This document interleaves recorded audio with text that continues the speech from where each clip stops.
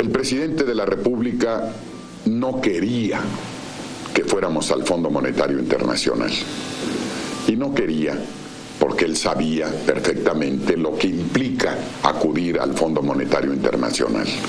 En aquellos meses o semanas había una presión en México por declarar la moratoria, es decir, suspender en forma total el pago de los compromisos con la banca privada internacional. El propio presidente de la República en alguna ocasión me insistía en que este era el camino que debíamos seguir. Le expuse argumentos de carácter económico y financiero que no lo convencieron, hasta que en algún momento se me ocurre usar un argumento que fue definitivo. Le dije, señor presidente, el pueblo mexicano consume tortilla como base fundamental de su alimentación. La mitad del consumo de maíz en México es maíz importado. Normalmente lo traemos o con crédito o con el dinero que tenemos en caja. Hoy no tenemos dinero en caja. Y si declaramos la moratoria, nadie nos va a prestar un quinto. En 2 meses no hay maíz en México. Y el pueblo de México no tendrá tortillas, que es su alimento fundamental. México comenzó a negociar con el fondo para poder continuar pagando su deuda con la banca internacional. El organismo le otorgó nuevos créditos a la nación, pero a cambio impuso una larga serie de condiciones.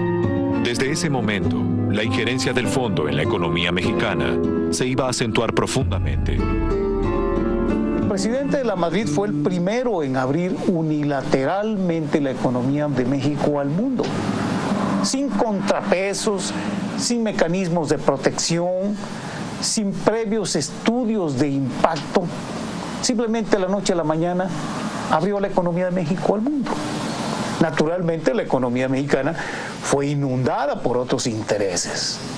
Entonces, al abrir la economía, el presidente de la Madrid empezó a deshacerse de las paraestatales, a venderlas a amigos, a cofrades, a grupos de poder del sector privado, inclusive del sector político, y ocurrió inclusive un fenómeno terrible.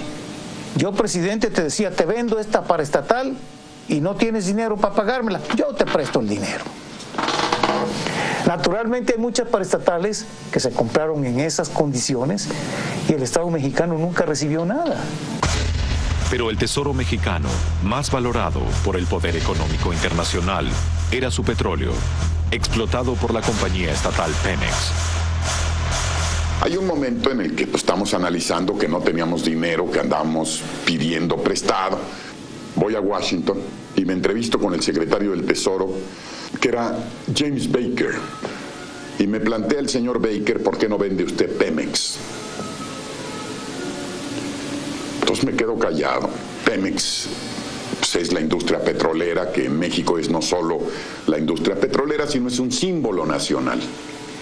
Y después de un minuto, digo, de acuerdo, vendemos Pemex. Y no queremos dinero por Pemex. Lo que quiero es que a partir de que firmemos el contrato, el águila americana, en todos los documentos, en todos los símbolos, va a aparecer sin el ala derecha.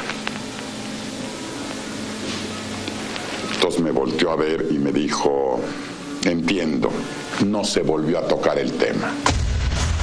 A mediados de los 80, luego de los acuerdos con los organismos internacionales y los bancos acreedores, la economía mexicana había logrado cierta estabilidad. Pero un año más tarde, una nueva baja en el precio del petróleo golpeó aún más a la economía mexicana. Y esto pues nos provocó un agujero enorme en el manejo de la economía. Y ahí entramos en posiciones diferentes, contrapuestas, el secretario de Hacienda, que era yo, con el secretario de Programación y Presupuesto, que era Carlos Salinas de Gortari. El licenciado Salinas sostuvo la tesis de que habíamos recortado ya demasiado el gasto, que no se podía hacer eso y que deberíamos compensar el hueco, el impacto de la caída en el precio del petróleo con endeudamiento externo. El presidente Miguel de la Madrid se inclinó por la propuesta de Salinas de Gortari y Silva Herzog presentó su renuncia. Era el comienzo de un vertiginoso ascenso. Pero yo siento que Salinas, como miembro de ese gabinete del presidente de la Madrid, ya estaba pensando en la integración de la economía de México a la de Estados Unidos. No obstante que no era ni siquiera candidato a la presidencia, pero sus aspiraciones a la presidencia eran notorias. Poco tiempo después, Salinas de Gortari iba a alcanzar la presidencia de la nación, lugar desde donde iba a profundizar la integración de México a la economía norteamericana. Para gran parte de la sociedad mexicana, Salinas será el mayor defensor de los intereses del capital financiero internacional. Algunas opiniones sostienen que si existió un plan para dominar a México, este había encontrado a su mejor aliado. En 1988 se celebraron elecciones presidenciales en México. El PRI, el partido político que no había dejado el poder desde 1929, presentaba como candidato a Carlos Salinas de Gortari. Bueno, Salinas tenía buena prensa en el exterior, no en México.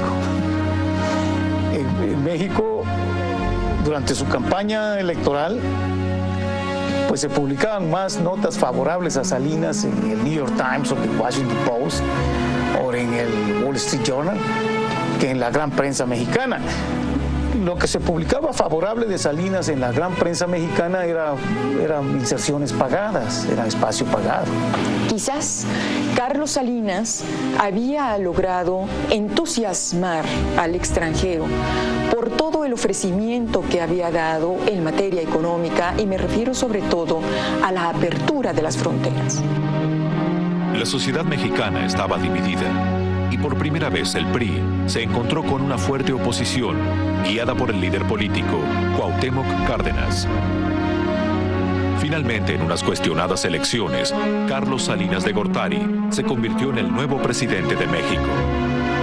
Para gran parte de los mexicanos no había dudas. El candidato del PRI había triunfado por medio del fraude. Mi abuelita, mi papá, bueno, todos están votando y ya murieron.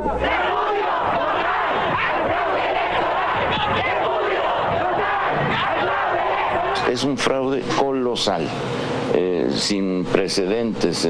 Realmente el aparato del PRI, que no sirve ya para ganar votos, sí sirve para robarlos. Es un hito en la historia de México que el entonces secretario de Gobernación, que en otros países tiene el rango de ministro, dio la orden de desconectar todo el sistema de cómputo de votos. Aquí coloquialmente nos referimos a ese episodio como la caída del sistema. Carlos Salinas de Gortari asumía el poder en México. Mientras tanto, en Estados Unidos se redactaba el Consenso de Washington, una serie de políticas económicas que iban a regir los destinos de Latinoamérica durante la década del 90. El Tesoro norteamericano define una política y el FMI, el Banco Mundial, aplica esa política. Eso se llama el Consenso de Washington.